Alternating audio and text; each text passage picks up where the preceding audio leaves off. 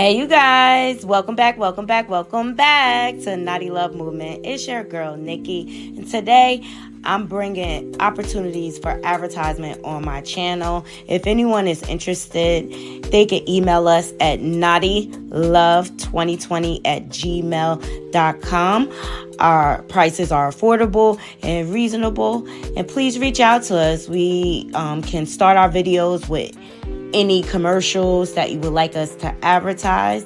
I look forward to hearing from you. I'm out. One. Hey, what's up, what's up, what's up, what's up, what's up, what's up, what's up, what's up? Miss you guys. How's everybody doing? How's everybody feeling? Hope everybody is doing okay. Welcome back to my channel, Naughty Love Movement. It shows Naughty bring you the latest and trending topics in our vlog, my life. Yes, we have so much to get into. We're going to get into America's dumbest criminal, the diddler. Yep, we got an update. And for all those that think that he will be getting bail, Diddy has now managed to get his kids wrapped up in his criminal enterprise along with his lawyers. We're going to get into it. I love it. I love it. I love it. Thumbs up this video. Thumbs up this video. We're going to get into the documents. He has a bail hearing coming up this Friday. And for those of you who are saying like, oh, they have no evidence. Oh, they have plenty of evidence. And the diddler is managing to prove their case. So thumbs up this video, subscribe if you're not subscribed, and share this content out. We're going to get into the court documents. We're going to get into Ray J being paid to be a distraction and a handler in the industry, and that's why we see him all over the place, okay? Because I don't believe anything that comes out of that man's mouth. Nope. And I know he pulled at a lot of y'all heartstrings sitting down with the pastor, who is an admitted sinner, okay? All right? And he attempted to gaslight the world. And I say, Ray J, I ain't buying it. I'm not buying it. I'm not buying it at all, okay? And we're going to get in some more fakeness that happened to us this weekend. The Mike Tyson and Paul fight, yeah. People forget Mike is an actor. They all playing in our face. And then we got some Housewives of Potomac drama. We got Nicki Minaj dragging Armand for filth on her Twitter spaces. And Cardi B hinting at another album next year. At this point, we don't care, Cardi. We don't care if you drop another single. You could feature your whole career for all we care. We just don't even care anymore. We don't care. So please, thumbs up this video. Follow me on all of the free apps, and they're all scrolling below. And, of course, donations are definitely appreciated. Yes. Donations are definitely appreciated. We ain't too proud to beg over here at the Naughty Love Movement because we don't work for free. So please, thumbs up the video. Thumbs up the video. Hey, Tarshello. Hey, Thomas Star. Yes. Texas in the house. What you think of Beyonce doing a halftime show at the football game down there in Houston? I would like to know your thoughts. And it looks like she's performing Cowboy Carter. The Cowboy Carter album. Houston, Texas is in the house. Shout out to Ken and Barbie for this. Yes, turn in or tune out. Beyonce announces that she'll be performing at the NFL halftime show during the Ravens versus Texans game on Christmas Day. Have y'all had enough of Beyonce? Okay, because she been putting the promo out there. She been putting the pedal to the metal, okay? She pumping all things. Her liquor line, her perfume, her hair care line, her Levi's sponsorship. Yes, and now she is doing, then she had the Democratic convention for Kamala That was the last time we saw her. Is it me, or has she been trying to make more and more appearances? Oh, child. The Jag is this jagging, child. She just mad because she is no longer credible. I mean, she has to have a lot more than a mouthpiece. All right. Show us some proof. Where's the action? You claim you're a victim advocate, but I don't see any advocating for the victims. I don't see you working with the FBI or the police or being called to the grand jury. I just see you blowing a whole lot of hot air, ma'am. She do know how to make that money. She do know how to make that money, Beyonce. Okay, maybe she trying to get her ducks in a row. You know, just because she got to leave that man. Okay. Yeah, and Nicki Minaj, she went off on her Twitter Spaces on Armand.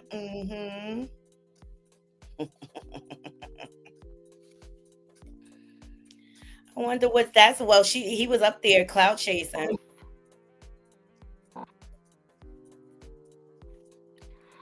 Yeah, I'm off. I'm off. Because he definitely ain't on and never will be on. Never was on. Never can be on. So it's I'm off. Thank you. 12, nigga. 13 gonna bring you more bad luck. Don't even put that shit out. I could hear it. I could hear the whack. I could hear it being whacked now. Ain't even got to hear it, but I know. Fuck out of here with that auto-tune, nigga. Grown ass man singing on auto-tune never even came out yet. Bitch. Dragging Armand for filth, honey. Thumbs up this video. Hey, Diamond. Hey, grown woman. Hey, Derek. Thank y'all for joining me. Thank y'all for joining me. Everybody is crashing out. What the fuck wrong with you? Ask you to rap your rap acapella, you sitting and stuttering and smiling and kikiing and singing. Talking about you do melodic. Melodic what? Clearly it ain't working for you. Okay? If you want me to teach you some things, if you want...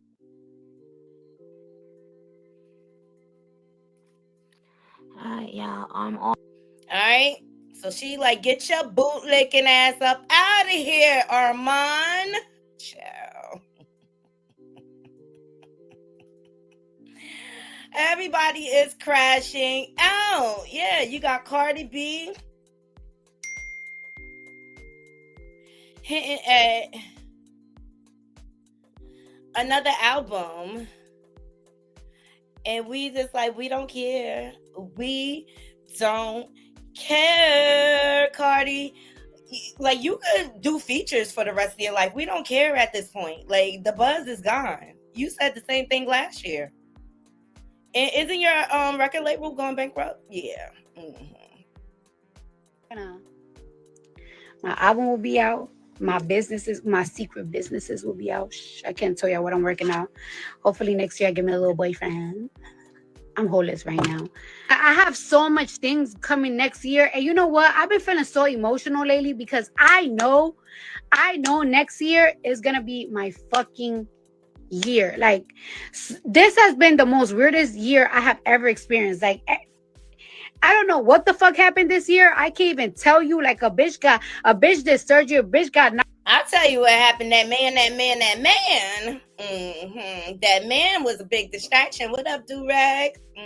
Shout out to Live Bites for this. Come on, Cardi. Come on, blow some more hot air. Smoking mirrors. Locked up. A bitch fucking fell in love, then fell out of love, then got a divorce, then is fucking outside. Wait a minute.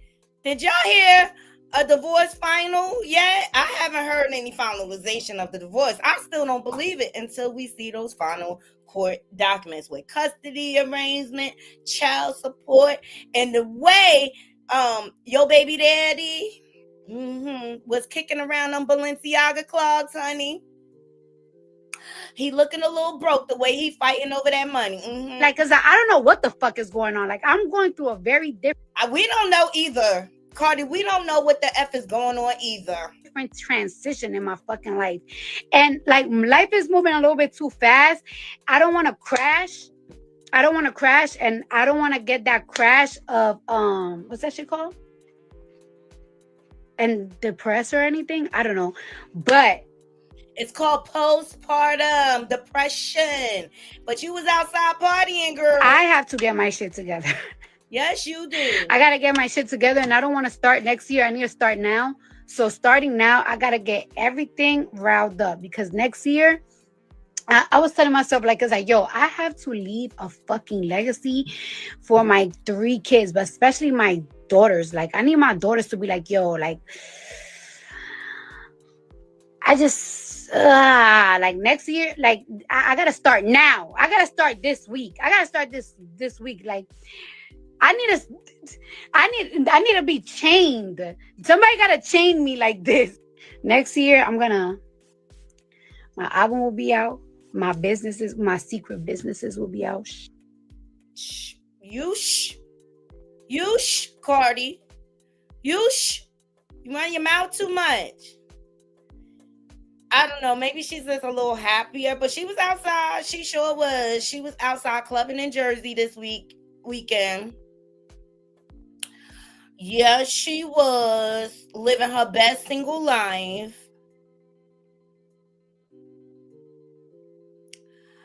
And I say good for her, whatever. It is what it is.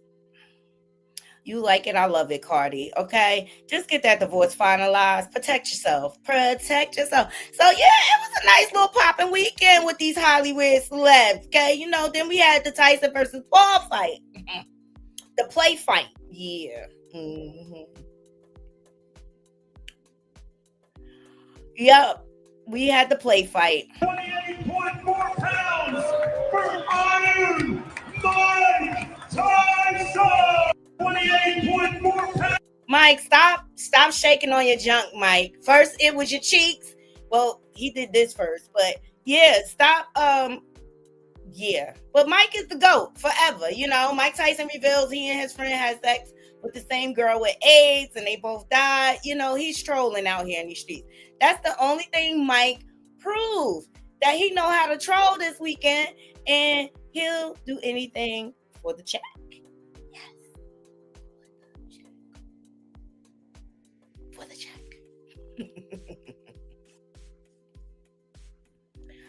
All right, so as you all know, Mike was defeated by Paul. If you call that a defeat. Like, Mike wasn't even, here's this. You know what I'm saying? Because he already done proved himself over and over again.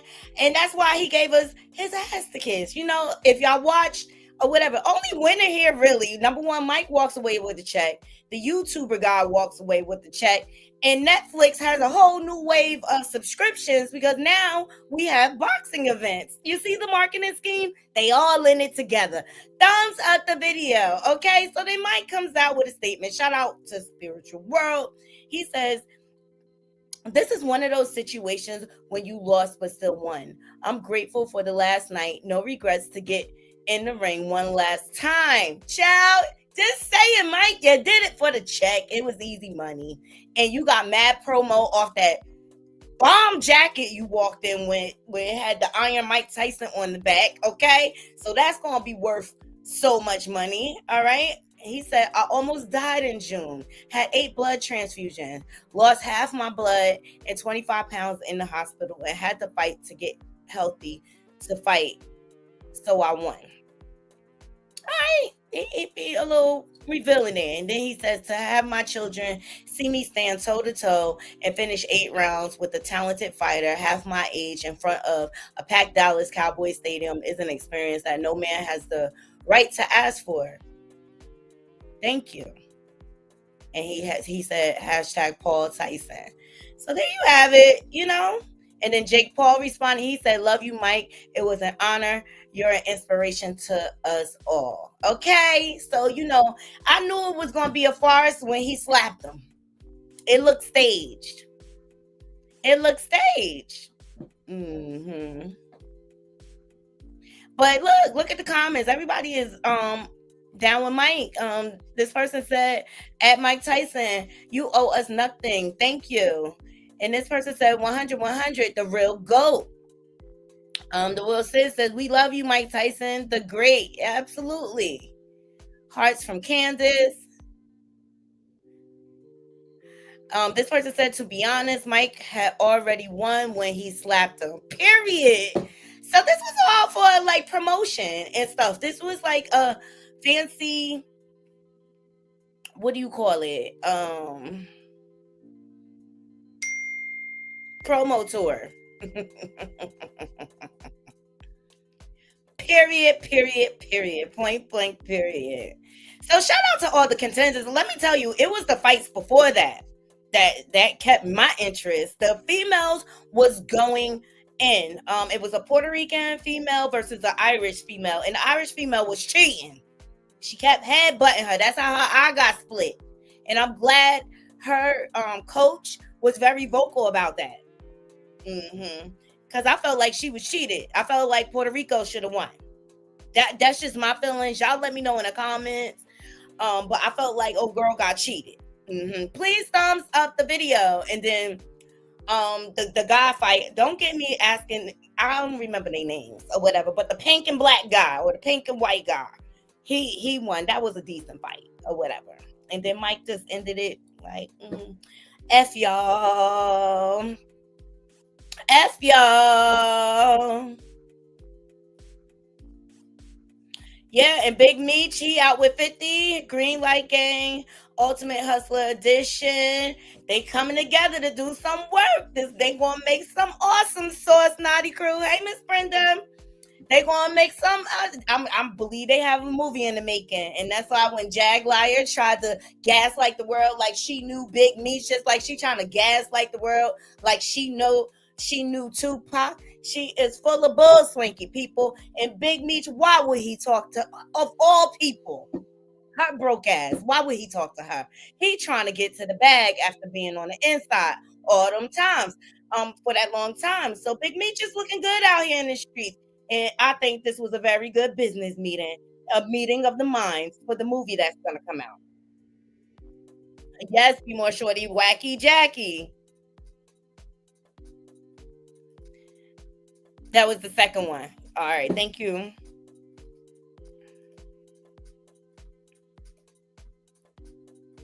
Yeah, Netflix was real trippy, right? A lot of people probably unsubscribed because of the glitches, because I did find myself going to my phone, when they glitched out, and yeah, using my Verizon services. You didn't watch the fight. Let me tell you, it was very comical. Like, Mike played his role. Calm, cool, and collective, and he gave the world his ass to kiss. He sure did. It's still up there on Netflix. So shout out to Big Meech. He now officially has a page. His first post is with 50, of course. Okay, makes sense to me. Marketing genius. Yeah. In other news, Megan Good and Jonathan Majors are now engaged. Don't they look like the happy couple? The happy stage couple. So shout out to the Shade Room. Congratulations are in order for Megan Good and Jonathan Majors. The couple just revealed that they are engaged at the Ebony Power 100 Gala. Congratulations. Child, this person said, did she buy the ring? No. Woo!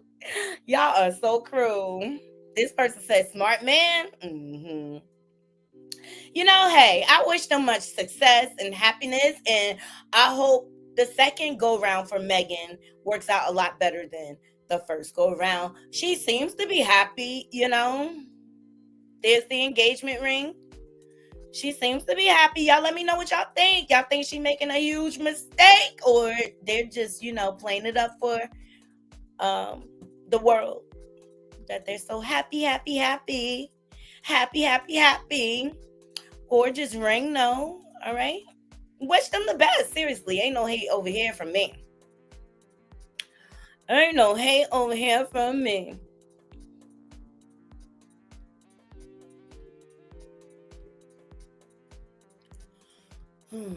Megan Thee Stallion was up here cooking chipotle bowls up in the house. I think I'm gonna try that because I found the recipe. Come on, Megan. Making me and Killing chipotle homemade bowls from scratch.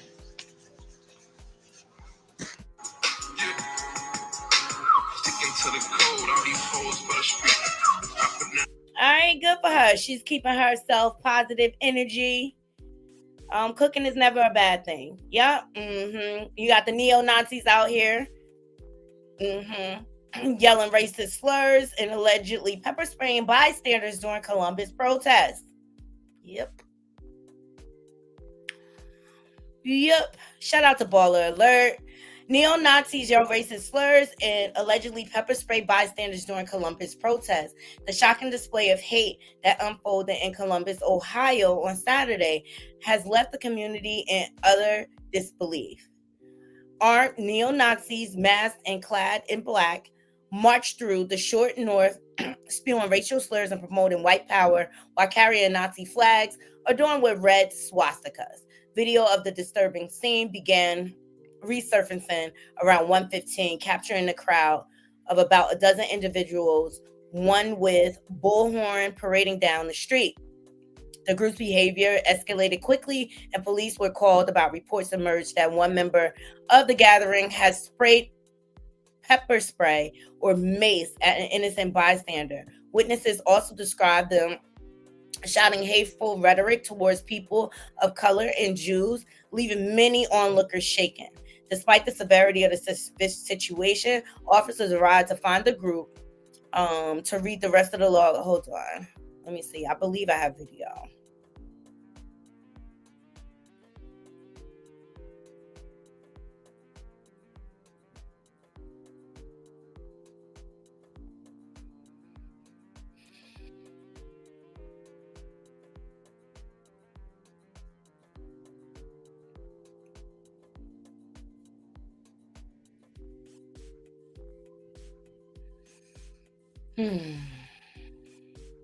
Please thumbs up this video. Yes, the racism is real. And I just want to bring it to my Naughty Crew's attention because we need to be aware out here. Make sure you're arming yourself with different things because people are really erratic and off their rocker. And they think this is the time to be hateful. Pretty much. It's not cool. It's not dope. But I want to know, like, isn't there laws against this? Why are they able to feel comfortable? We got wildfires going on the East Coast, child. It's so much.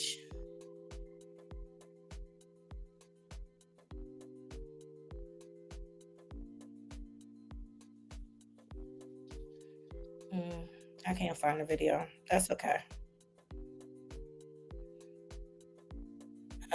Here's the slap. Is it? Is it? No.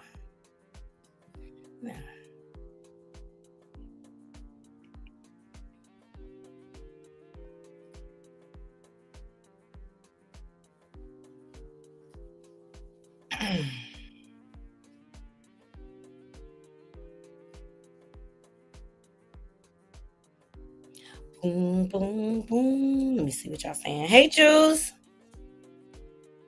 He probably put her head. That night is giving pet vibes. We more sure that she paid up his child support. Now she bought the ring. Oh my God, y'all going in on Megan.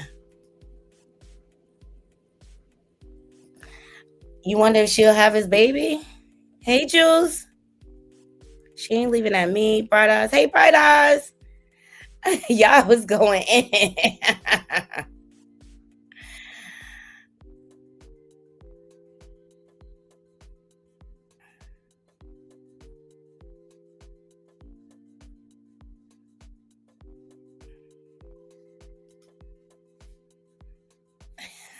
That's the slap. That's what the whole thing was about. That slap right there.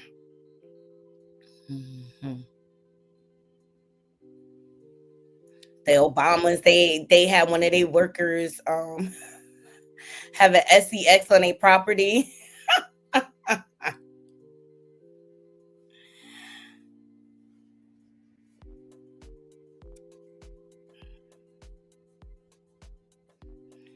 Yeah, the racism is everywhere. What's this?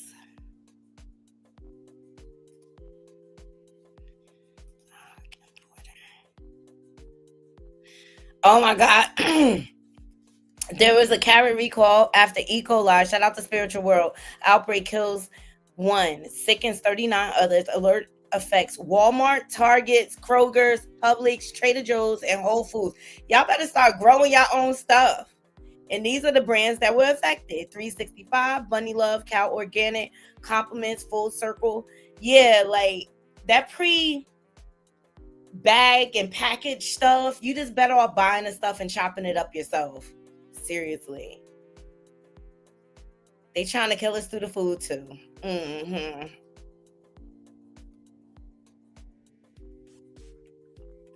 Oh, here was Cardi B. She was in Jersey, see, this weekend. Then she came home, had her baby time.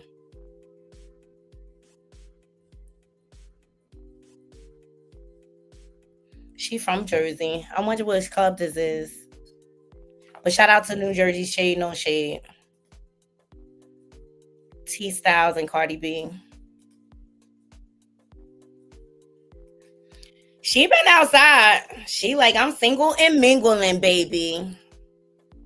So she had a good time.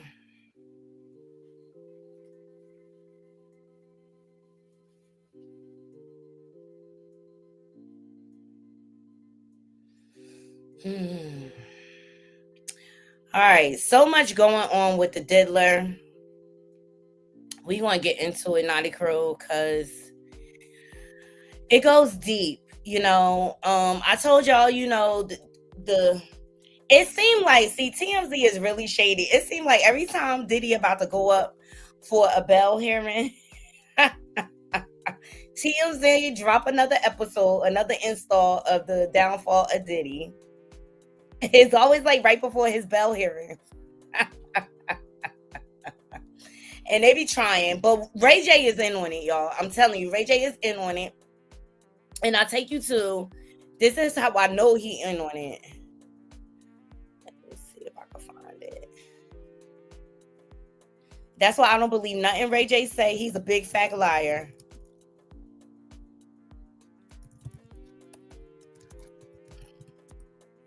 Y'all remember that phone call with Raz B?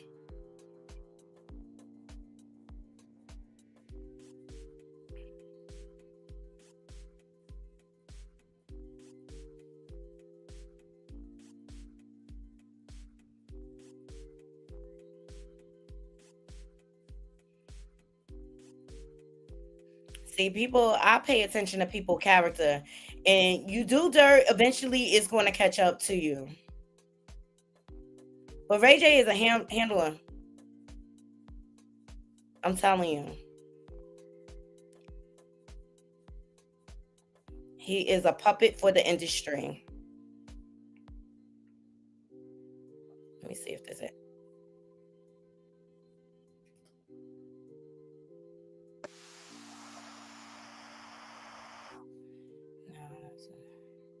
But Raz B was very outspoken at the time, and they wanted to get him shut up.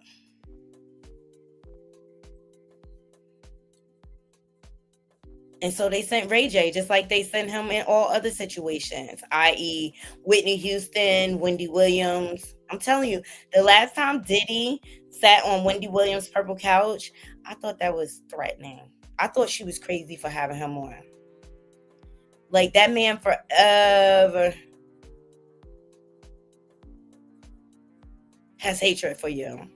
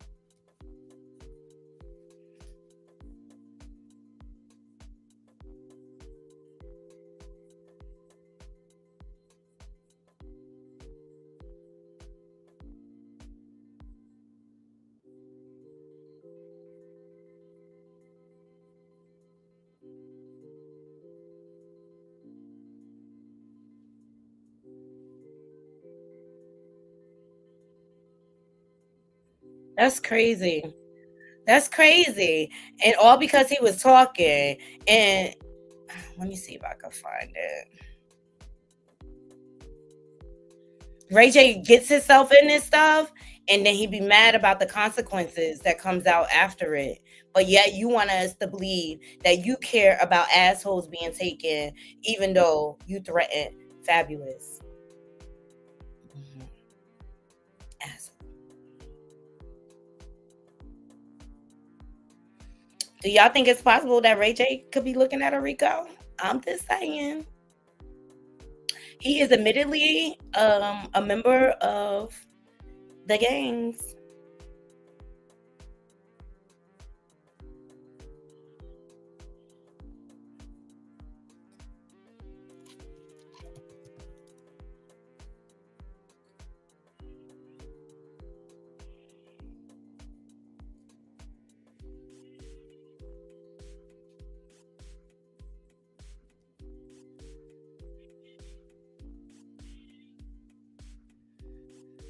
So whenever and they tried to use Ray J against Jaguar.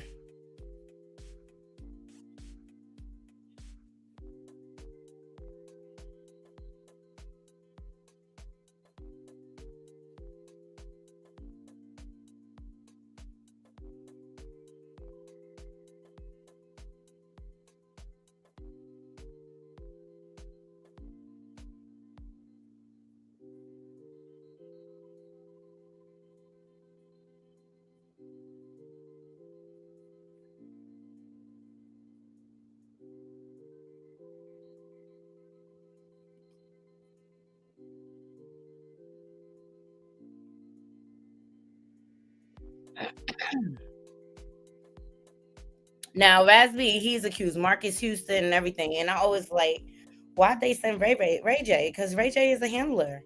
He's a handler in the industry. So how can I take him serious on here?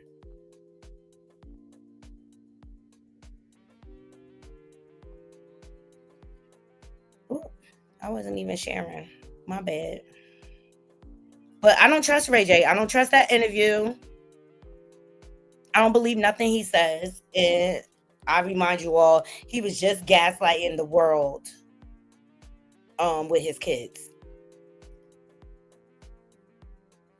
So there's a reason why he's going around doing all this campaigning, and it's to distract what's going on with Diddy.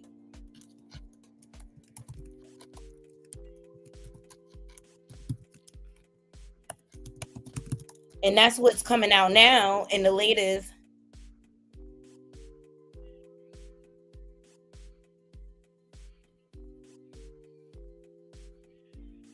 Let me see if this is it.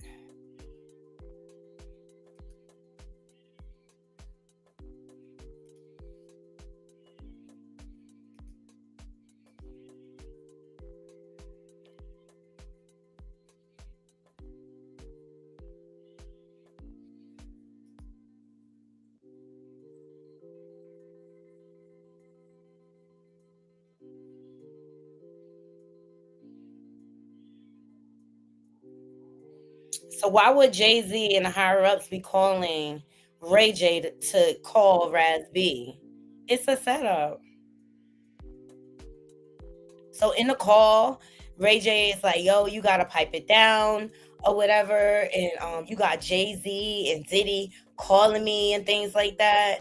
And that just told me, like, Ray J is down with all the shenanigans. He really is. And I look at people's patterns of behavior.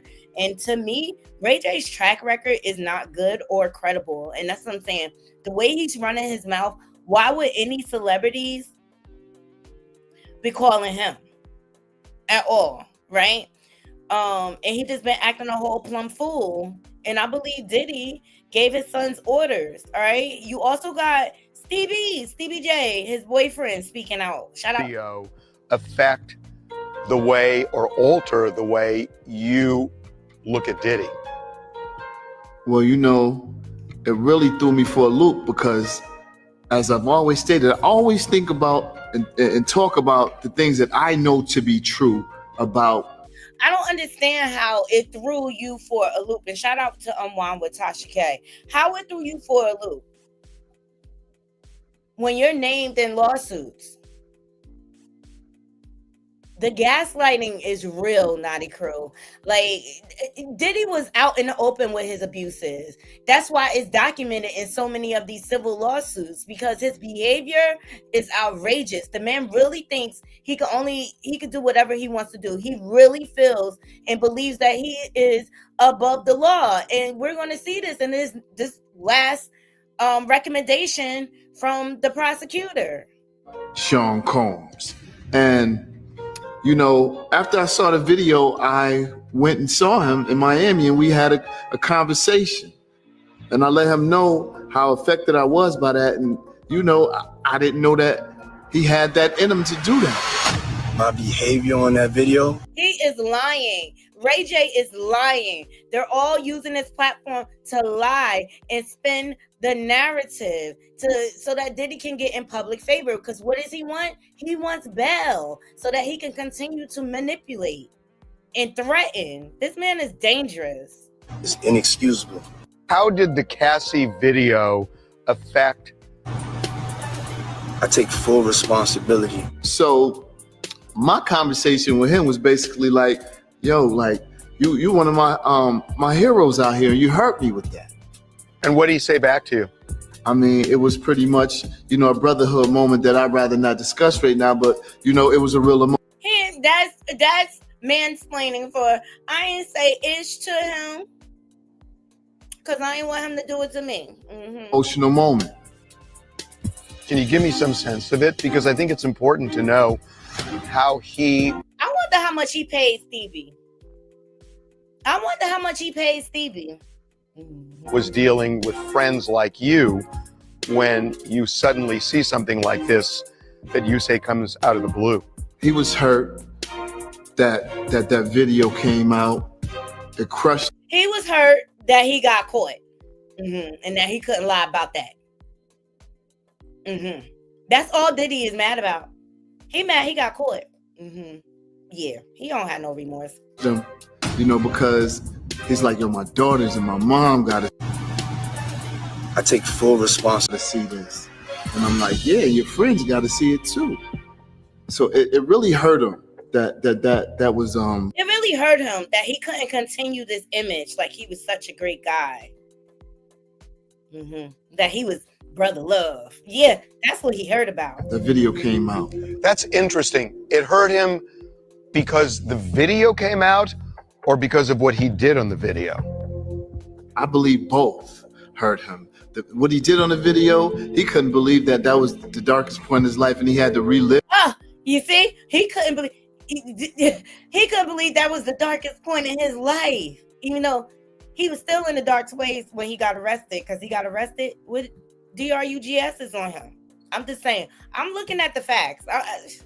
Live that and see that again with his ex-girlfriend of 10 years to see this. And I'm like, yeah, your friends got to see it. Who wants to see themselves beating on a girl in a video? Why? See, this is what these narcissists, they like to hide and play. They like to play in your face. And Stevie, he ain't no better. He birds of a feather flock together. That's the best thing I can say. I think that would kind of like hurt all of us. Any man. There's no consequences to that. It sounds like seeing the video was the headline as opposed to what he did to her. No, I wouldn't say that. You know what I'm saying? I just know that he was in a dark place in his life, as he described to me, and that, you know, he was just doing a lot of drugs, and it was just dark for him. Who wants to see themselves beating on a girl in a video? I think that would kind of like hurt all of us. Any man. It sounds like seeing the video was the headline as opposed to what he did to her. Are you tired of unreliable? I'm tired of these gaslighting narcissists. Get these likes up, please. Like, they just love lying in our face, okay?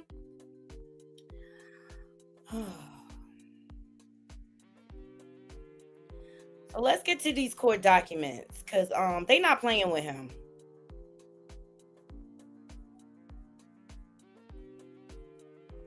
Megan Thee Stallion got a case. It's crazy.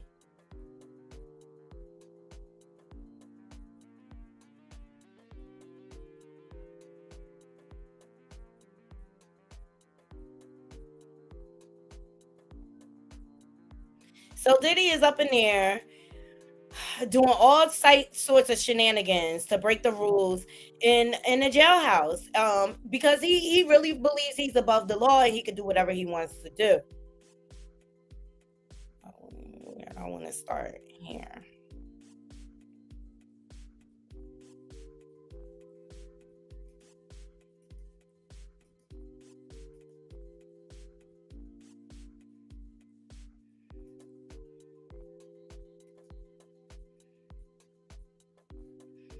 All right, shout out to Megan Kunis for getting the court documents. Let's see, here we go. All right, so prosecutors say Sean Diddy Combs is breaking jail rules to corruptly influence testimony and potential jurors. A new filing says investigators found notes in the hip-hop mogul's jail cell that indicate he paid a witness to post public statement, Kalina, on Instagram about the lawsuit last fall.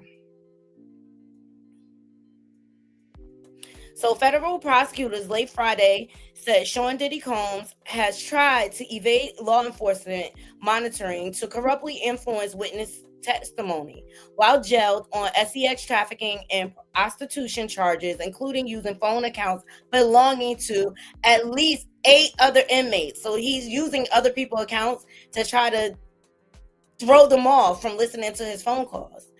This goes to show how manipulative he is. And this is my thing. This is not a behavior of an innocent man, if you ask me. If you're innocent, you'll let your lawyers do the work. I mean, you're paying them so much money. Why would you get in the way of your own case? So in their opposition to Combs' renewed bail motion, prosecutors say they've reviewed dozens of jail calls from the hip-hop mogul, including some in which he instructs the people he's calling to add other individuals via 3-way call, which is not authorized by the Bureau of Prisons. Combs also directs others to pay inmates to use their personal account codes for jail phone calls, including through payment processing apps and BOP commission accounts deposits, according to the 30-page filing from the U.S. Attorney's Office for the Southern District of New York in Manhattan. Okay, so he throwing his money around. He throwing his money around because he know people in there need money. And so he's the type of person that feels like he could pay his way out of anything. So Combs also directs others to pay inmates to use their personal access codes for jail phone calls, including through payment processing. I think I did this, sorry. The defendant knows this is against BOP regulations. And at the outset of each telephone call, the inmate is prompted to enter his PAC number, after which an automated recording announces share of PAC numbers and against BOP policy and is subject to disciplinary action. Prosecutors say the violations are part of Combs' efforts to orchestrate a public relations campaign aimed at influence people who may eventually serve on a jury in his criminal trial, including by enlisting his children to post videos on social media celebrating his birthday. And they say his own words prove his internet. Okay, so I take you to, because we all know that Christian, aka Fake King Combs, announced that he will be running. His kids are dumb. His kids are dumb. He announced that he will be running his dad's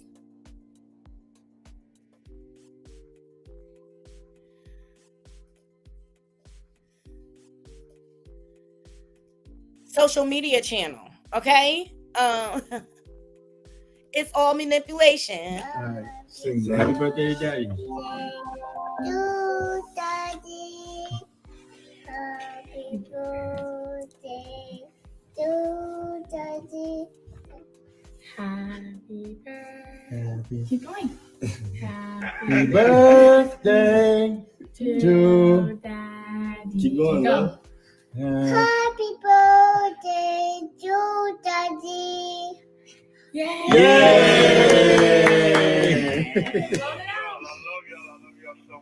We love you too. Love you, Pops. We miss you. I can't wait to see y'all. Yeah. Can't wait to see y'all. And I just want to say I'm proud of y'all, especially the girls. I mean, all of y'all, but just for being strong. Thank y'all for being strong, and thank y'all for being by my side. Okay. So, for those of you who need proof, here it is. Okay. What people need to understand, like, we are in the beginning phases of this trial. We're not going to see any evidence until the trial. But the prosecutor they're giving bits and pieces to prove why he does not deserve bail. That's all they need to prove right now. They don't need to prove the case.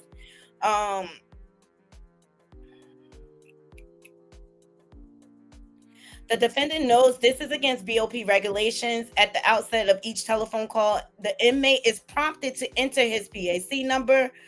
Sharing of PAC numbers is against BOP policy and is subject to disciplinary action, prosecutors wrote. Okay? He in there breaking all the rules already. How we going to trust you out on bail if you can't even follow the rules we have say here? You're building the case for the prosecution. America's dumbest criminal. I keep telling y'all. Prosecutors say the violations are part of Combs' efforts to orchestrate a public relations campaign aimed at influencing people who may eventually serve on the jury in his criminal trial, including by enlisting his children to post video on social media celebrating his birthday. And they say his own words prove his intent. The defendant from within the Metropolitan Detention Center then monitored the analytics, i.e. audience engagement. So he went online to see what was the engagement. You know, engagement is what gets you in the algorithm. And explicitly discussed with his family how to ensure that the video had his desired effect on potential jury members in this case, according to the filing. Besides flagrantly violating the court October 25th order prohibiting this kind of interference with a fair trial, the defendant's own words make clear that his intent is to improperly influence the jury pool in this criminal proceeding. Prosecutors' argument against Combs' release provides more details about his contacts with two witnesses. Combs' renewed bail motion defends his contact with the woman identified in court documents as witness number 2, and not in any way obstructive, but prosecutors say Combs and the witness, who were bandmates, stopped talking to each other in March of 2024, and Combs reinitiated contact in September of 2024 after her name appeared in the lawsuit against him. The woman posted a statement on Instagram on September 13th, Kalina. Prosecutors publicly redacted the contents of the notes. They say prison investigators found in Combs' cell during a pre-planned nationwide sweep of BOP facilities. So remember when they went in with the armed guards and everything to do a sweep because, you know, there was complaints of the conditions in the prison. Diddy made that complaint.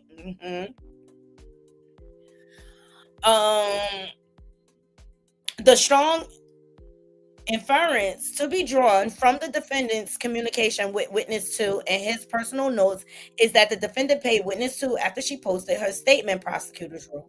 The defendant reached out to witness 2 on September 11th and sent her a copy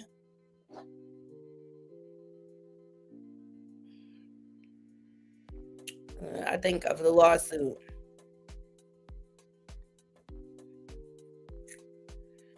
Lawsuit against the defendant in which witness 2 named was mentioned several times. So they're talking about the Dawn Richard lawsuit. The defendant then called witness 2 and they spoke for nearly 6 minutes. After reading the lawsuit, witness 2 called the defendant back at his request and they spoke for over 4 minutes.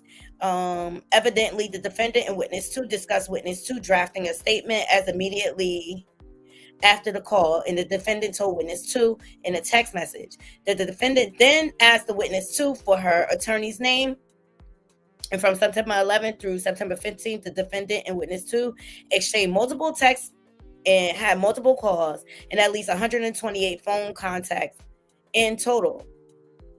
Throughout these phone contacts, the defendant repeatedly asked witness 2 when she planned to post her statement. So he's badgering a possible witness. So witness ultimately made the statement about the lawsuit via Instagram on September 13th. And then now we know she went on to do an interview that basically smeared Dawn Richard's whole lawsuit. And she basically was saying like, oh, none of that happened. It's all lies. It's all lies. And, you know, Naughty Crew, I'm just like, child, like, Kalina, you need to go sit your ass down somewhere and fight to get your kids back. Because I'm just over it. Like, girl, what's going on? Girl, what's going on? What is going on, girl? Do you have any empathy for the victims? Probably not, because you're probably a victim yourself. So then after the defendant was in custody, BOP investigators recovered the following notes from the defendant's cell phone during a pre-planned nationwide sweep of BOP facilities. All right. Combs is due in court next Friday, November 22nd at 2 p.m. Before U.S. District Judge Aron Sabranian at the Daniel Patrick, that's the courthouse in Manhattan. His trial is scheduled for May, but prosecutors have said they may seek superseding indictments. He's currently charged with 3 counts, racketeering, ex-trafficking by force, fraud, and coercion, and transportation to engage in prostitution. And the racketeering charge, which carries a maximum sentence of life in prison, alleged a criminal enterprise that began. So, also, they reviewed several phone calls. Hold on. Okay.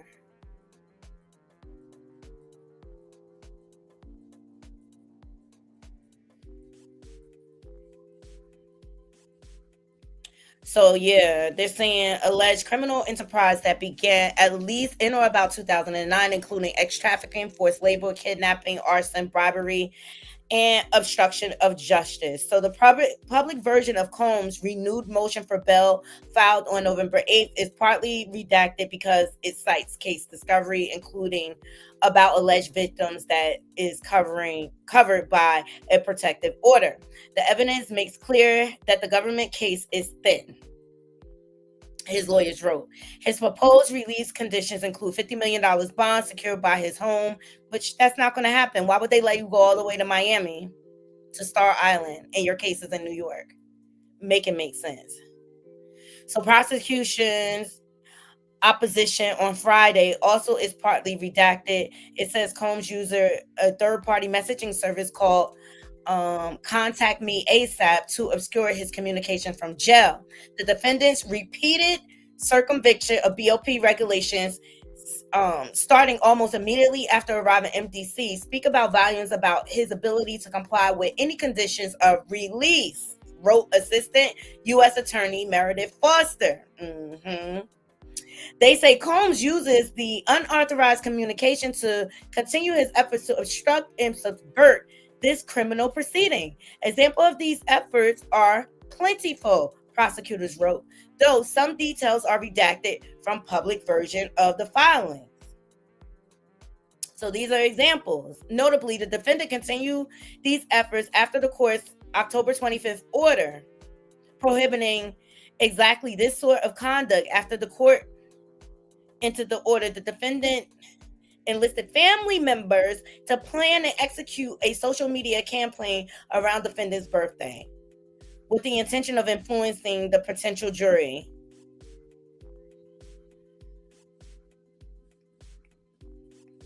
So they posted a video. We know this, showing defendant's children. The defendant from within the MDC then monitored the analytics. Okay, we went through all of this. That's repetitive. The defendant does not stop there. During other calls, the defendant makes it clear his intentions to anonymously publish information that he thinks will help his defense in this case. That's all redacted.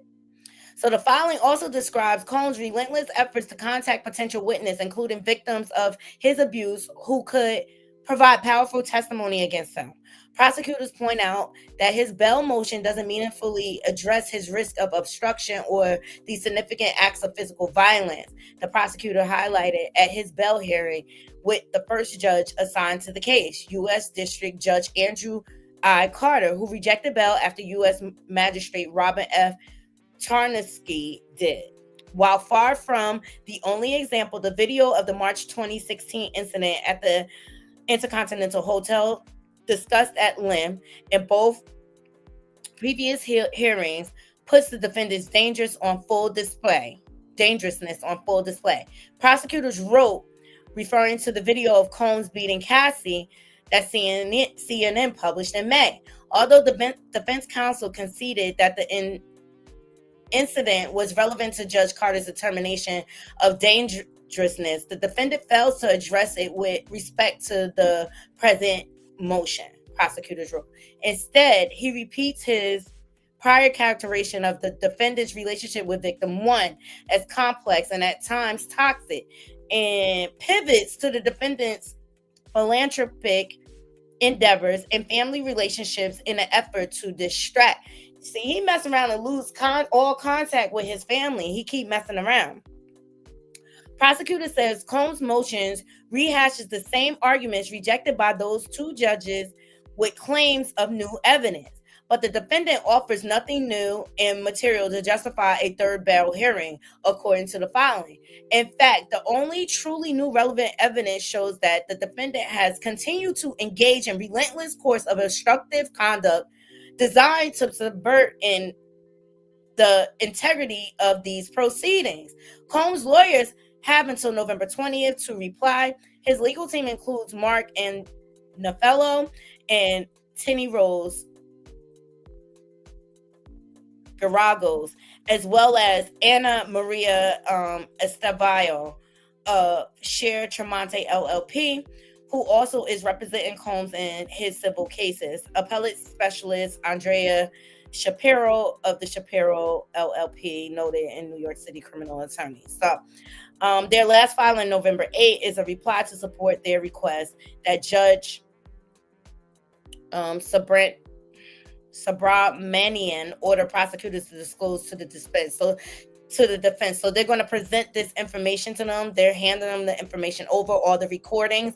They were also monitoring his phone calls as well.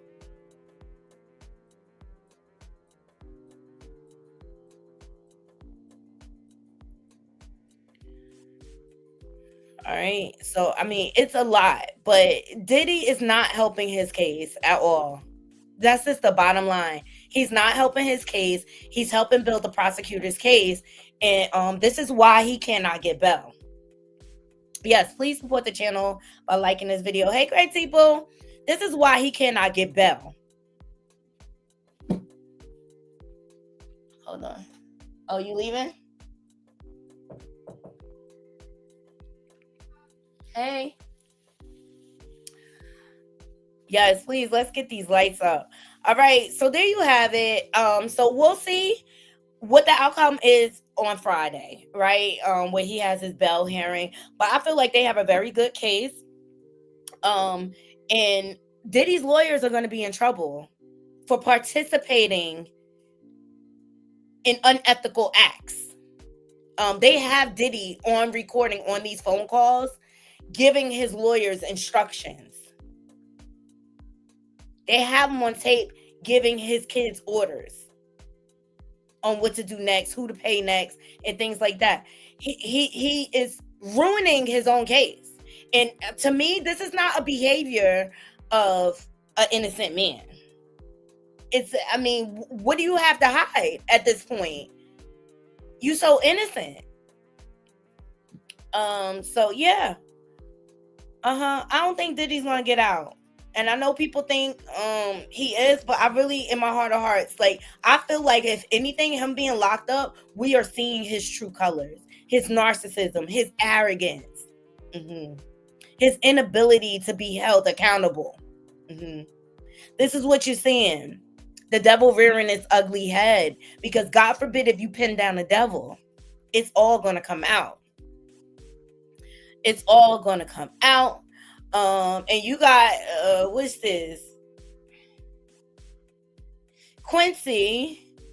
He, the anniversary of Kim Porter's death was last week. So he posted a rare picture of him and his mom. So cute. He said, "Here's a rare photo of me with my mom and dad. I miss you every day." So that's a jab at I'll Be Sure, child.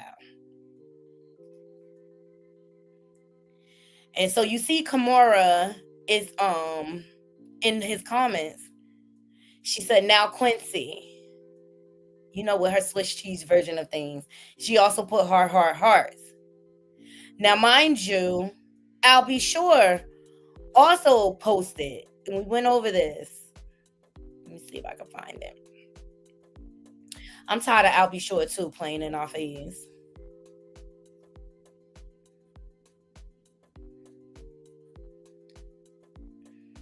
Because if you're not going to go to the FBI, shut up. Shut up. That's what I say. Shut up. It's starting to look a little clout chasing. Like clout chasey. I don't know.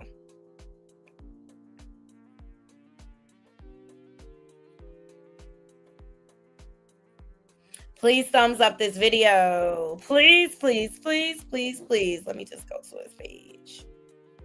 And I think Kimora commented on that.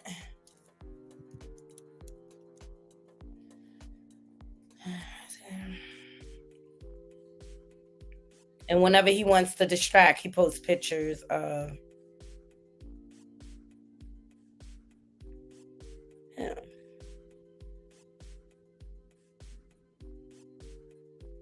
In the hospital.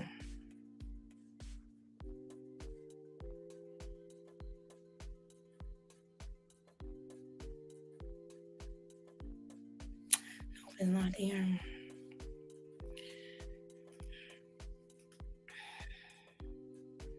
We're gonna get into Shyne next because he getting on my last nerves too. He got his Hulu series coming out on, I don't know when it's coming out, but it's just like, Shyne, I don't understand the point at this point in time of you doing all this yip yapping. Because you wasn't this chitty chatty before Diddy went in. I'm so sick of these fake gangsters. Like, y'all was all quiet before he went in.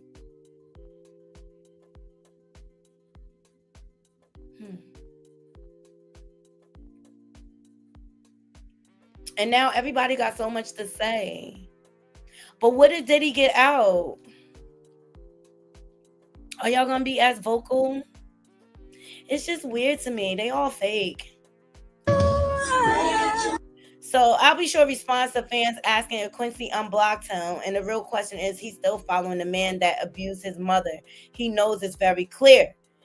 So this is what he posted, like a monologue to Kim. On this day, November 15, Lady KP spread her wings to fly. Is it just another coincidence that one of our favorite activities to do together was to sit ringside at our brother Mike Tyson, right? Fights and cheer him on. After Mike Tyson knocks out, we'd attend the press conference and we'd be cut it up while #Our Mice address the media. Kimberlina, guess what?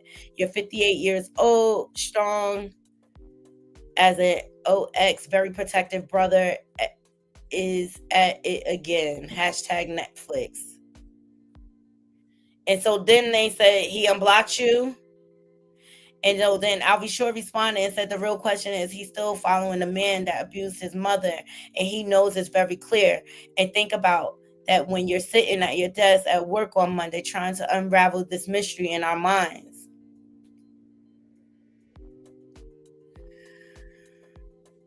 And so then he says, at any moment you can say, rest in peace, Miss Porter. That's the purpose of this tribute to her on the day she was taken from us. So then he came back and said, my bad, I'm just following you. Rest in peace, Miss Porter. And so then Albie Shore says, there's nothing to be unsort, beloved. It's all for show on the internet and to keep everyone off track. Wait for the truth. Coming to Netflix. We will get to the bottom of Kim Porter's alleged murder. Can't stop, won't stop. Then he says, rest in peace, Kim Porter. And this person said, don't question me if you don't agree. Cool. Agree to disagree and move along. So, you know, at the end of the day, I'll be sure you actually left your son and his mother, your family, in this position. And we never hear about you taking accountability for that at all.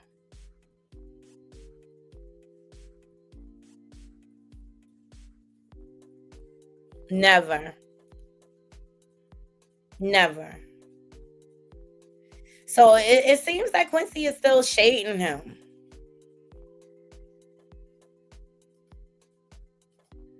Oh, I forgot this. Investigators allege found note in Diddy's cell indicating that he's paid a woman to issue a public statement on his behalf. Yeah. It's all corrupt. It's all corrupt. Every bit of it, Naughty Crew. So then you got Shyne on the other hand. Out here, because he got his show coming out on Hulu and he needs to attract attention to that. Y'all let me know if y'all gonna watch it. This is when you forgive someone, you forgive them for yourself. The art of forgiveness, to actually accomplish what it is that you want to accomplish and what would be most beneficial to you, is to forgive someone for you, not necessarily for them, not for what you want from them, but what it will bring to you, the freedom that it will give you, the weight that it will alleviate in order for you to soar. Forgiveness is when you forgive some of the heights that you'd like to soar to. So forgiveness has to be altruistic. It's difficult because I know that I've forgiven people, but then I expected that something would come from that. Like, I forgive you, but then you still owe me this, or you still have this debt to pay. But I've learned that forgiveness without expecting anything and just being able to say, I forgive you, I walk away, I never have to hear from you, never have to talk to you, you don't owe me anything, that's the best forgiveness. The heights that you'd like to soar to. So forgiveness has to be altruistic. It's difficult. I ain't buying it, Shyne. Like, I'm over it. Actually, I wish you just stop speaking and just go run your country. Because at this point, I don't understand. I just don't understand. So he's on his media tour. He also sat down on The Breakfast Club. Shout out to them. And discussed when Diddy tried to come visit him in prison. Everything we discuss here falls under fair use. Here we go. And all the artists will say that it was all about family, right? That's what it was sold on. It was family. We all a family. We all together. We all in this together. But when it hit the fan, it was no family. It was every man for themselves. Absolutely. You get out and you forgive him. And you know, no, I didn't forgive him right away. If you notice, when I got out, I was attacking him too. It was one of the most erroneous strategic moves that I made, because I was fighting with Diddy, I was fighting with 50, I was fighting with Drake, I was fighting with Rick Ross. Like, I was like Samson, pushing the pillars to collapse on me. Mm-hmm. So there wasn't an instant forgiveness. I got out in 2009.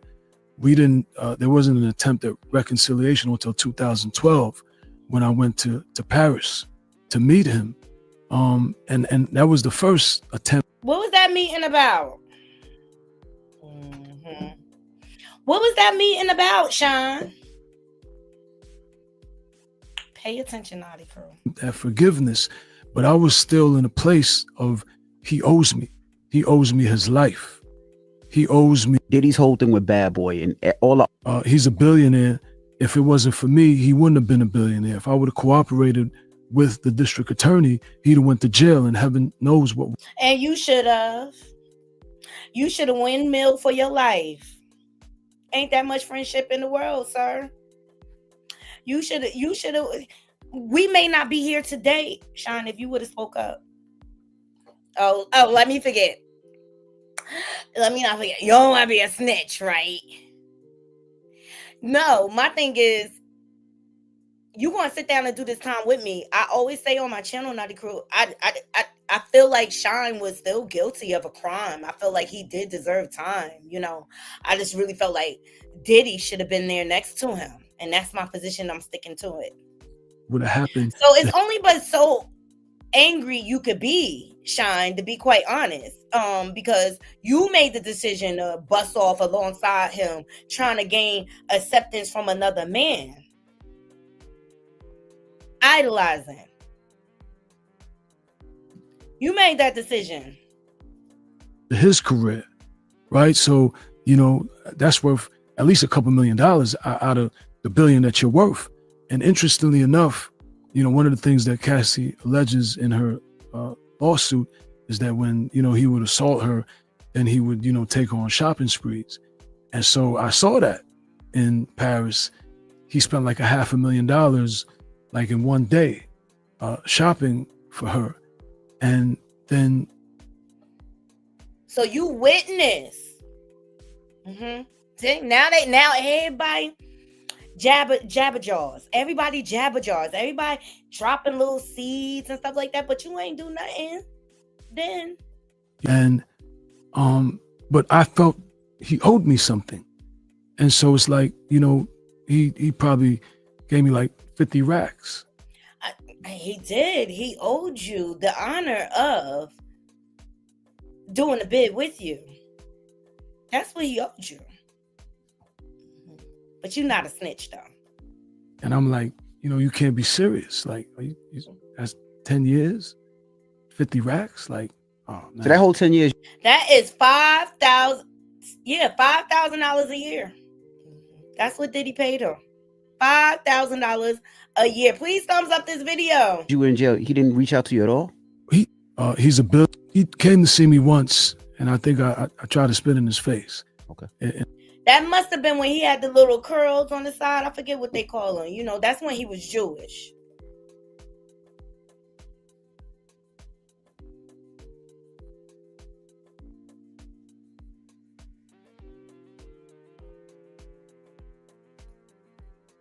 In Rikers Island. So that's probably why. Can y'all still hear it?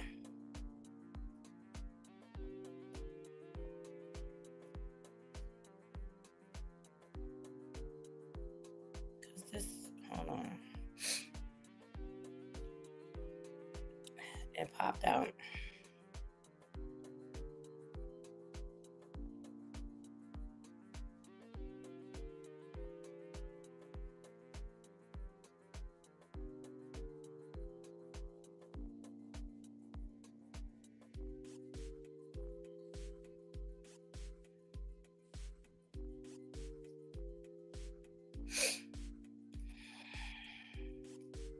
Please thumbs up this video. Thank you. He came to see me once, and I think I tried to spit in his face. Okay. In Rikers Island. So that's probably why he didn't come back. Yeah. I didn't want him to come back. I didn't even want him to come see me. I didn't even know he was coming to see me. They just brought me down in the lawyer's office, and you know. So you did an angry bit. So he's still trying to puff up his chest and show off how much power he had and rub it in Shyne's face. Okay, but you still took the money. My life was destroyed, devastated, and I was figuring out how to continue living, buried alive. And I didn't want anything to do with him. And yeah, there was a lot of hurt and a lot of pain in that. But I wasn't just sitting there. I'm angry. I sat there. I got into my spirituality, got into my Judaism. You know, I did the deal with Def Jam, you know, $3 million. Couple $1 million. And, you know, continue living every day together. Have you ever thought about suing any of the lawyers? I thought about suing Diddy. Like I said, I'm focused on Belize. I'm focused on becoming the next prime minister of he came to see me once, and I think and I'm really, again, I can't come up here and not talk about my life in totality. Got to. I mean, that's actually the beautiful redemption arc. Absolutely. Yeah. I think about I think about you saying that you almost got killed back in the day. I think about I heard about a car accident that you was in where, where one of your people got paralyzed and one got killed. Yeah. So and then I think about that happened like a couple weeks before the shooting, right? No. That happened in 98. 98. Okay. Yeah, that happened as soon as I got my deal. I got the 600. Wow. And the road was slippery. We're actually on the way to party, and I was because I still go to the block. I'm going to the block after this. I always go see my cousin Ron Du. It's like it was one of my childhood heroes. What happened to the accent? What happened to the Belizean accent? On 18th and See how he turned that on and off? Church. That's how he turned his hatred on and off for Diddy. And so, I would always come on the block and take everybody. I don't think I care about that. Get right. And yeah. So it's been a lot of tragedy. You broke your arm in that situation too, right? Yeah, I got a scar right here. But yeah, it's been a lot of tragedy, but there's also been triumph. Mm-hmm. There's also been the ability to be resilient. And you can't tell the story of triumph. You can't tell the prime minister's story. You can't tell any of those great things without talking about the obstacles, But I lost my train of thought with when you asked whether Scar helped, and I was telling about Sharice Myers. So bottom line, Shyne is on a panel tour to promote his Hulu series to stay interested, to keep us interested, so that we will tune in.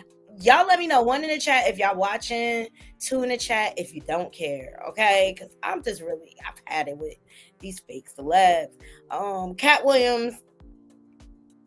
Let me see. Let me make sure I don't have anything else on Diddler.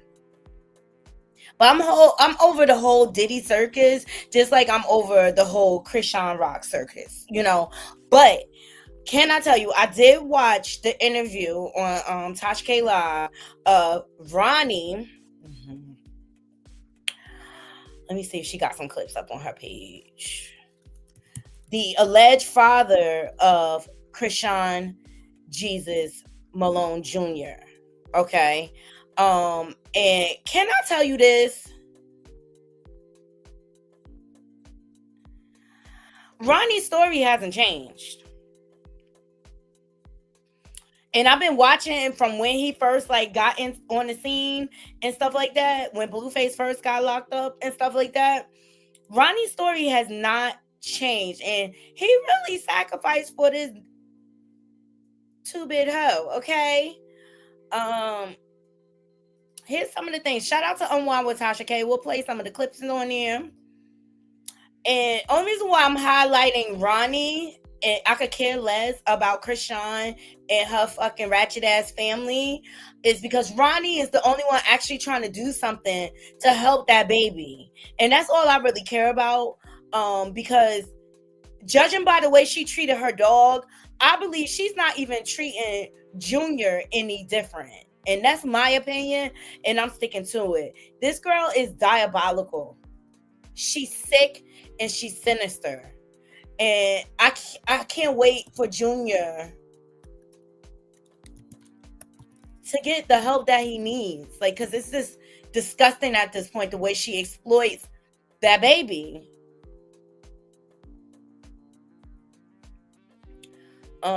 Before we get into Tasha K, shout out to Corey Lombardi. He posted her mountain. Remember her dog Blue Rock? All of a sudden he disappeared, just like Jag Liar dog King. Where's King, Jag Liar? Okay, but he caught clips of how malnourished Blue Rock was, and I believe. Hey, my boo boo baby. I believe she did something to this I got dog. the hardest dog out there. If she's able to take a life or participate in taking a life, and judging by the way she kept saying she wanted to unalive Junior while he was in her belly, and she has said out her mouth like she tired of being a parent 24/7. Look at how she was treated. Look how malnourished. Look at the spot. Look at his eyes. It's like he's so malnourished.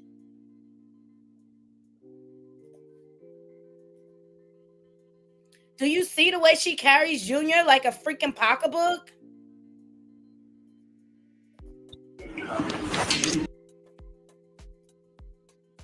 And for the life of me, I don't understand why people buy into this fraud. Okay? So they did a comparison of when Chrisean Jr. was with her sister Tareen, who is an enabler, if you go according to me. Hey, AT2, an enabler of this poor behavior, okay? Look how healthy and vibrant he is, his color, he's alert. Hashtag save Junior, okay?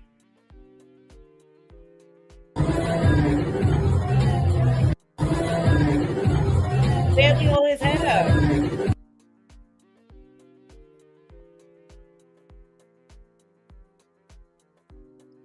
So, if how she treated her dog is any indication, what's this?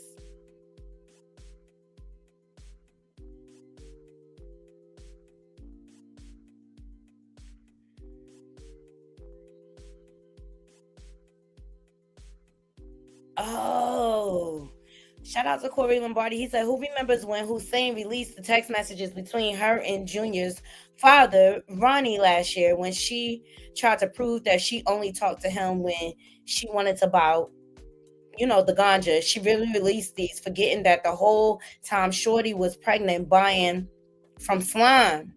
Look at the dates.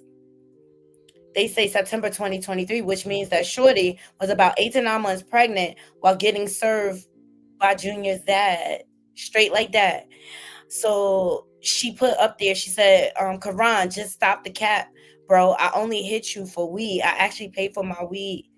I'll be also checking you whenever you try the internet, because at the end of the day, it's regular between us. It's no need to be stooping low and lying for clout. You got mad at me because I said stop cappy. And so these are the text messages. And she's so manipulative. Like, you could delete text messages.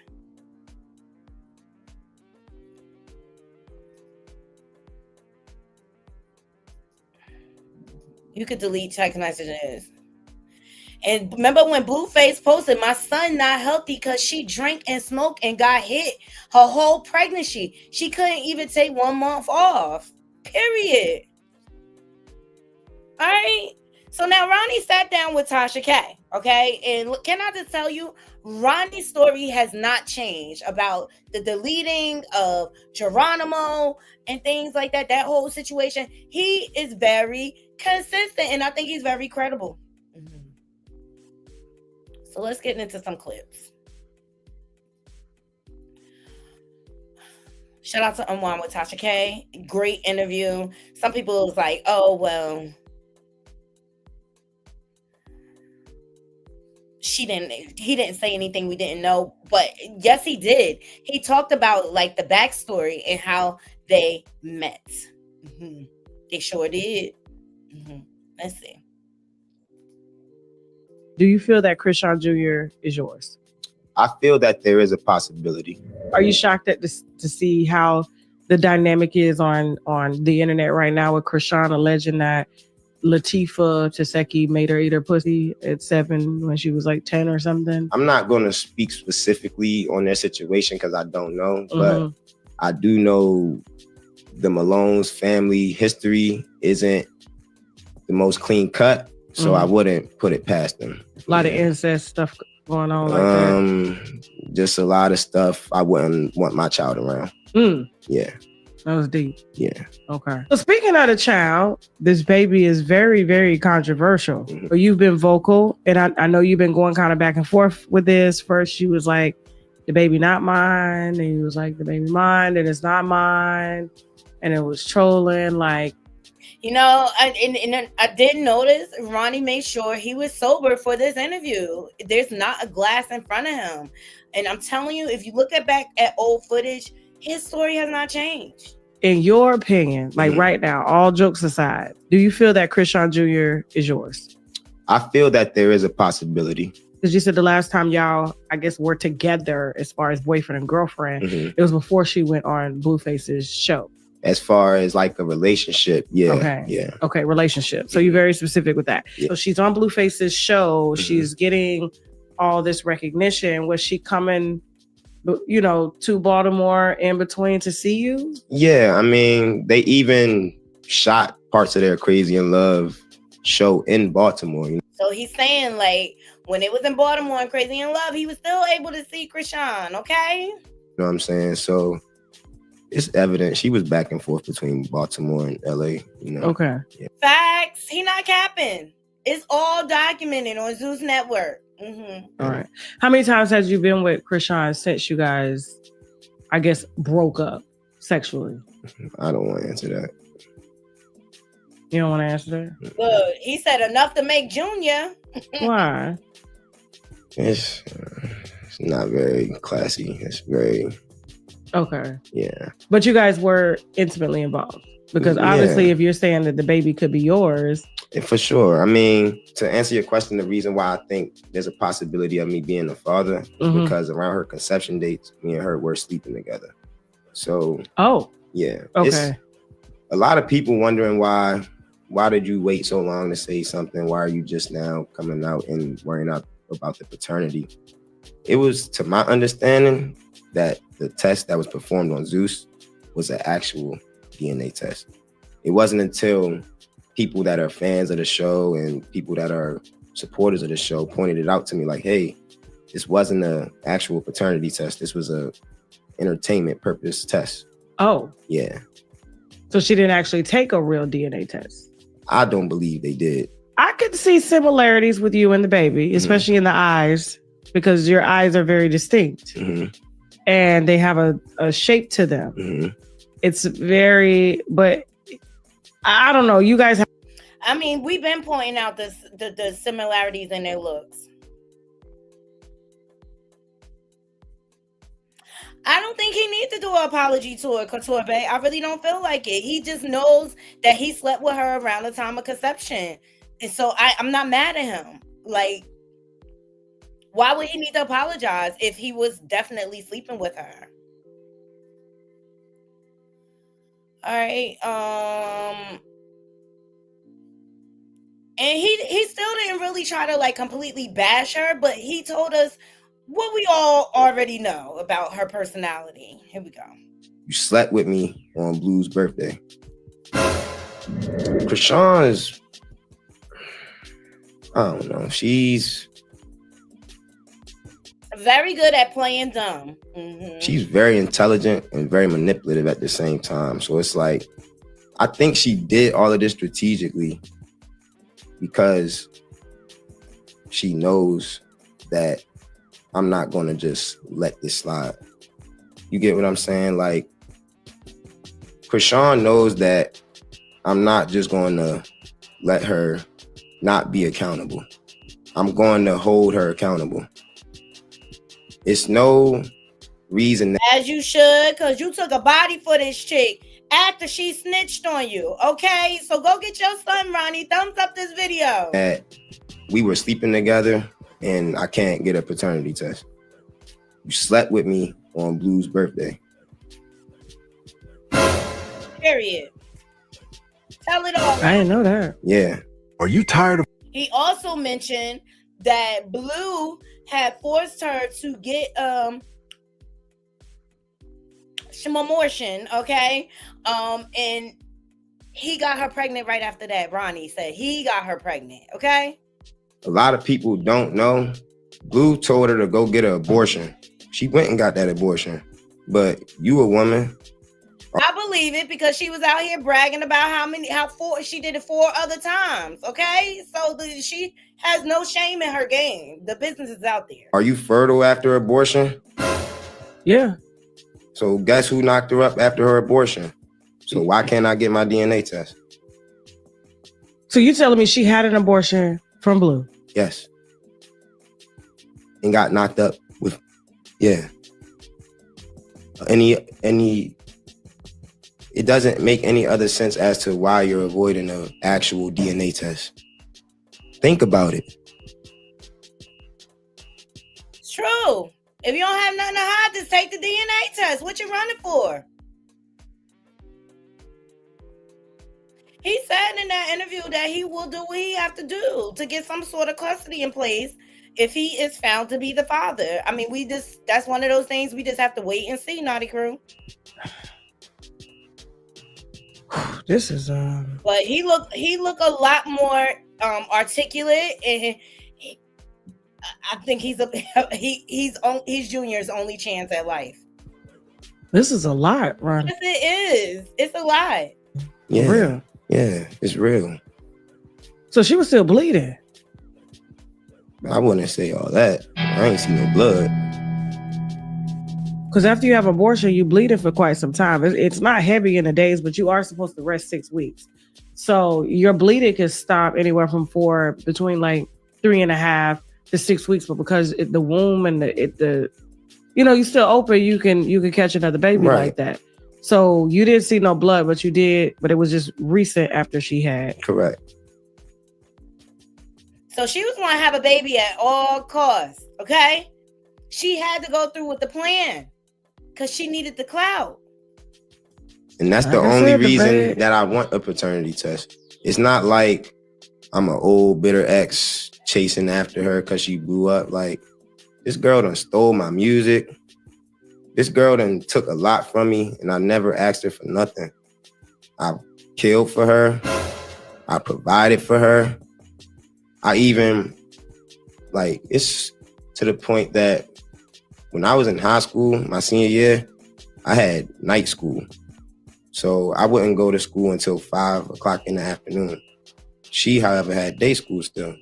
I would go beyond myself and wake up, take her to school, you know what I'm saying? I'm only 18 years old. What am I doing taking another 18-year-old to school, let alone providing for you? What's up with your mama, Ronnie, letting her come to live with you under her roof, honey? Y'all ain't married. A lot of She got like how many siblings? Yeah. people wonder, like, why are you doing all of this online? Why are you doing this? Why are you doing that? I've given so much to somebody, and all I want is a paternity test. I don't want your money. I don't want your clout. I don't want nothing that you got. I don't even want you. I want nothing. Period, Ronnie. He said, I don't even want you. I just need to find out if this my baby. Nothing to do with you. All I want to know is if I have a seed planted out here. Why? Because I was having intercourse with you around this time. It's not a reach at all. Are you tired of... Okay, so Ronnie is standing on business. He has filed paperwork with the courthouse, and good for him. He also got into the details about the day that Geronimo got deleted. All I see is Chrisean and Yo fighting over the knife. Like, she choking him and he choking her. And they fighting over the knife. I can't make this up. It's crazy. We know she abusive, judging by how she was hitting on Blue. 8 months you did in jail for her. Mm-hmm. Okay. Over self-defense, but it ended up in someone losing their life. Okay. We about to move into a building downtown. I believe we were in the middle of like a brothel. A brothel? Yeah. Okay. I think they was trying to scare us off, break her, and put her on a blade. That's what I think. So you think they were trying to traffic Chrisean? Yeah. Okay. And so what happened? Like, it was a pimp. You had a... So the individual who lost their life, he came out of the building and he was like walking to his car. Chrisean standing with the individual. She likes to introduce God to people's life. She tried. How's she gonna introduce God to people's life when she don't even have him in her life, child? But that's part of her manipulative spirit. She uses God as a way to reel people in, and then you find out she's not of God. She's of the world. She's a Satan, the devil. Tried to save this individual. She tried to say a prayer with him, which is her way of thinking somebody's going to be saved. It was like I started having an out-of-body experience. I started yelling. I started screaming. Like you were speaking in tongues or something? Yeah. Yeah. Okay. All right. Wow. Okay, so these things happen to people. I do believe it.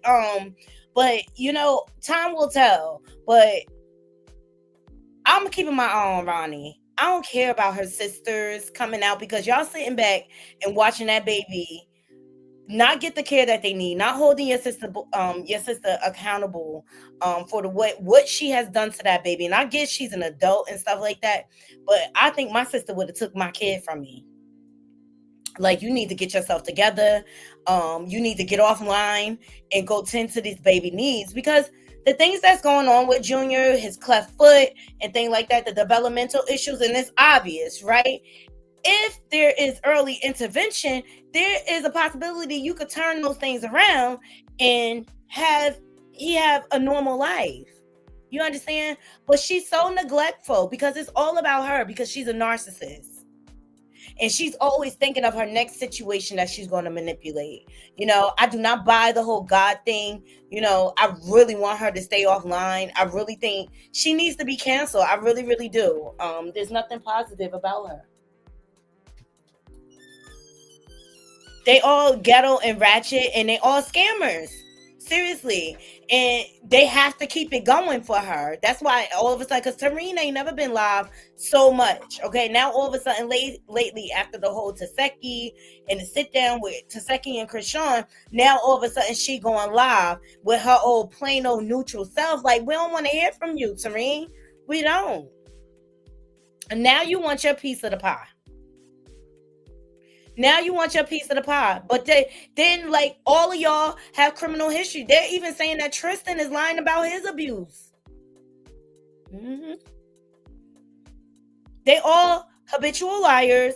They all have CPS cases, most of them.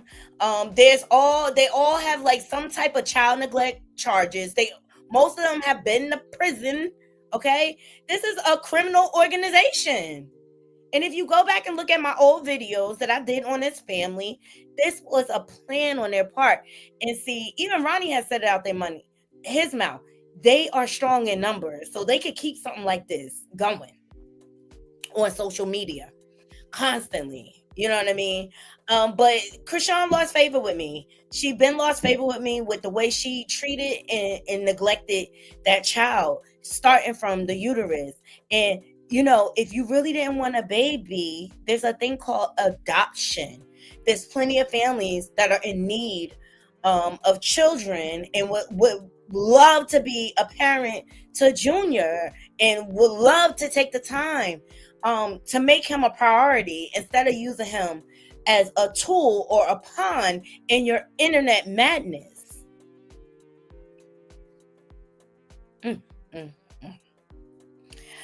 All right, and let's see, where we going next? That's all I got. Shout out to Ronnie. So far he's proven to be a stand-up guy. I know he don't interact the best way all the time online, but when you're not used to it, it takes time. It takes time to learn these things.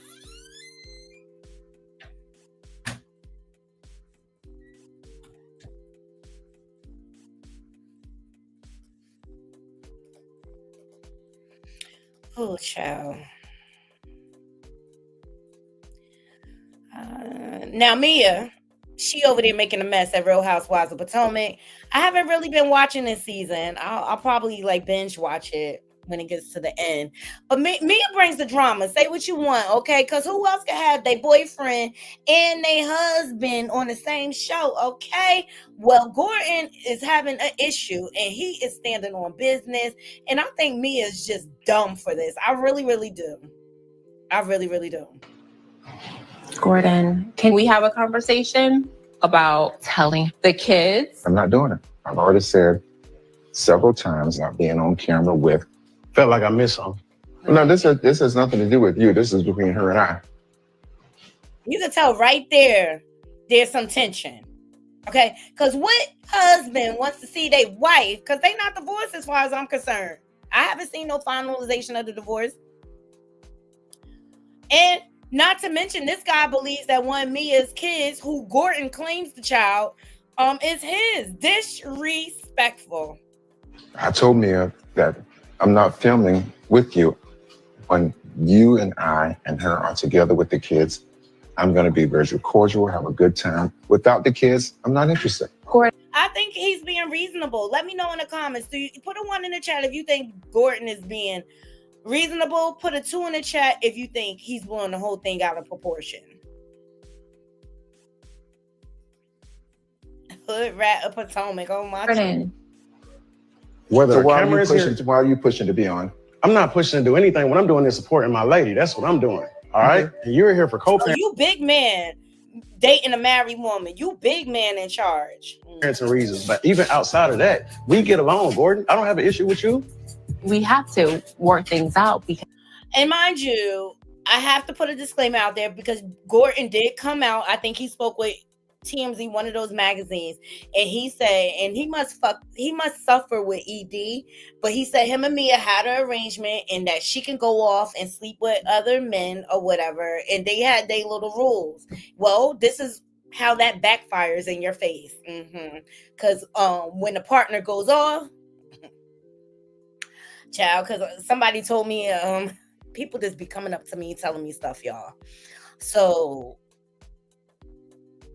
they're in a new relationship. They were in a full-fledged lesbian marriage, which turned into a threesome. And the party ended up leaving the marriage for the third party they invited to the bedroom. And she was trying to tell me like, oh, this gotta hurt, this and that. No, well, that she's acting all quirky and crazy and she really doesn't want to give her access to certain things, you know, because they're separated or whatever. And I said, well, that's gotta hurt. Like that you go in a situation thinking you're doing it with your partner as pleasure or fun, and then one of the parties turns around and leaves you for the person who was supposed to be the extracurricular. And when I put it to her like that, and she was like making all sorts of excuses, I said, well, you can't discount her feelings. You know what I mean? You can't just discard her feelings. But when people do things like that, things don't work out in relationships. Mark my words. Because we have to. That's a little story time. I'll provide you with an update. To be continued. Figure out what's best for our kids. I am not going to do one single thing to help promote y'all's relationship. I ain't okay with it. I'm not. I don't need your promotion. I didn't ask you to. I'm not about enriching you all situation. There's children involved. The fact that Ink is a part of our co-parenting. I don't care. Like, I don't need him to be a part. But he is around the children. So what does Ink do? Does anyone know what Ink does? You should want to know what type of man is around the kid. I don't know what type of man he is. When I look at him, I see a person that had adultery with my wife. Period. I also see a person who's trying to separate my family. No, that's what I see when I look at him.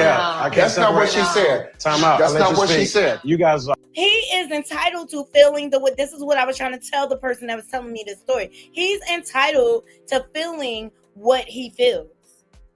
You can't discount his feelings. Acknowledge his feelings. Already in an inspired situation. How about when you had an affair with my wife shortly after we got married? She got pregnant and had an abortion because of you. But Gordon, okay. Well, no, is that a fact? This my first time. Boy, and say, y'all want to press me? I'm spilling all the deets. And you see Mia like, Gordon, no, stop. No, stop. No, you wanted this chick. You wanted this. He said you want to get all the smoke. Hearing that. Yeah. Bullshit. Yeah. First time hearing that. Yeah, stop. But you think Jeremiah's your kid? You guys, yeah, I told you that. Yeah. Listen, Gordon. No, did you have 2 affairs with my wife at least? But listen. Stop. Why? Did you have 2 affairs with my wife at least? Understand the circumstances, Gordon. Situation. There's children involved. Circumstances doesn't matter. It no, either it is or does isn't. matter, Gordon, Okay. because you were going through something. I had no idea what you were going through. Was there adultery? At the end of the day, that is your husband, and if your husband is going through something, it's your duty as his wife to help to walk through that with him, not cheat on him. If that's the case, you should have got a divorce then. I was willing. The gold digger didn't want to leave the gold. Was there to try adultery to committed? make it work and They're not stand answering by the your question, so that's a side. yes. Listen to me. It's not fair. You know what you put me through. And it was either me, you know what you put me through. They go through things. Now Mia is trying to justify her infidelity by pushing the blame back on Gordon. What you put me through is not normal. I'm really done What did he put you through, Mia? You have yet to say it. here. Gordon. You guys have fun. Right, Gordon. Don't let her make a Gordon. I've been in this relationship that I wanted to leave year after year. And because of his illness, I would stay in a marriage. I am trying my hardest to give Gordon as much time as he needs. But he has to get to a point where there has to be some level of self-accountability, you know. No, but it's not on your terms, Mia. It's on his terms. You can't force it. Yeah. Circumstances doesn't matter. It either is. All right, shout out to the Shade Room. I feel bad for the kids. Yes, child.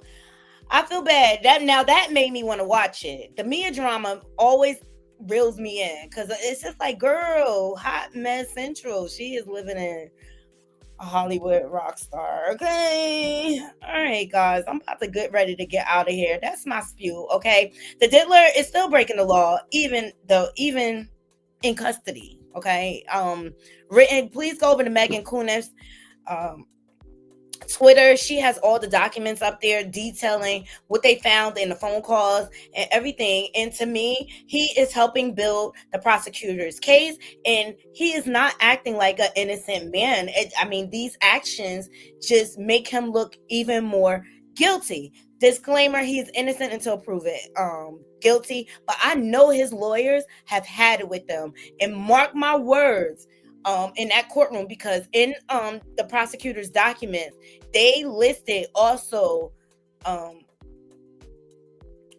unethical acts on Diddy's lawyer's behalf. That's going to be a problem when they go in that courthouse on Friday.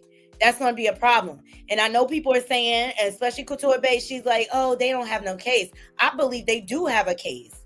But we're not going to see the real evidence until the trial begins. Right now, they're not going to show us all their hands. And I really, really, how reckless Diddy has been since this whole process has been going on. He knew he had eyes on him. He didn't care. He was doing stuff in plain sight. And it's his own fault that he cannot get out on bail. I don't care what nobody say. It's his own fault. He keeps getting caught breaking laws, going against the rules. That doesn't sound like an innocent man to me. That sounds like a man that's full of guilt and is trying to cover his tracks because he know he did some dirt out here. All right. And now it's time for him to be held accountable. I mean, he's gotten away with so much through the years and so many lives lost at so young, like Tupac, Biggie. They're young. They were young men in their early 20s or mid 20s and stuff like that. Like, none of this had to happen. But his greed, his ego, his arrogance, his narcissism. He had, and I was reading something, like they all, like the higher ups in the industry, they all have like God complex. They do. They do. And they think they're above the law and things like that. And I just think it's time for the diddler to pay the piper. No, you never said he was innocent. You never said he was innocent. You said that you don't feel like they have a case. You feel like their case is weak. And based upon the history, especially with the Weinstein case, that, how their case fell apart, you're feeling like it's the same scenario. And I respectfully disagree. I feel like they do have something. I mean, have they made mistakes with other cases? Absolutely. Most of the legal system have made mistakes. And only thing we can do is wait for this case to begin, and we're going to see what they have. I'm just, based on his behavior thus far in plain sight, I feel like he's got something to hide, and that's my opinion. He's got something to hide. He's guilty of something. And an innocent man does not have to make all these efforts to get in contact with possible witnesses. He even went to see the man in prison. Remember, he filed a temporary restraining order to stop the sale of Diddy's house, which I think we found out it ain't even his house in LA or whatever. But he won or whatever. That restraining order and things like that, and he was able to present records of Diddy coming to see him. Like, if you're so innocent, why are you going around to all these people from your past trying to make deals? Don't you need your money for your lawyers? Well, at the rate of things, it looks like you may end up needing new lawyers, because I'm sure the judge is not going to be happy with them participating in unethical behaviors with you, okay? And then you getting your kids caught up too in proving that there is an enterprise, especially when you have the Tanayas out here talking about how your son was there to pick out who went in the house for the other party. So it's a lot. And, I don't feel the need to cover every single thing. I'm going to just sit patiently, wait for the trial to begin. I'll give you updates. Like, hopefully this will be the last bail hearing and they'll stop trying.